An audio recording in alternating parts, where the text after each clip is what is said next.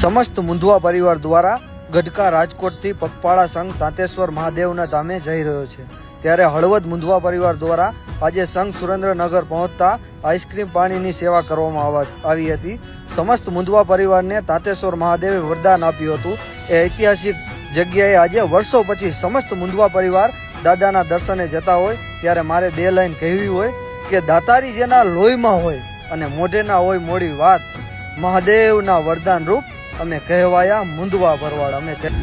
ત્યારે આજે બહોળી સંખ્યામાં હરેક ગામથી મુંધવા પરિવાર ચાલીને દર્શને જઈ રહ્યો છે। તેના લાઈવ દ્રશ્યો તમે જોઈ રહ્યા છો અને આ છે માં શક્તિ। હર હર મહાદેવ।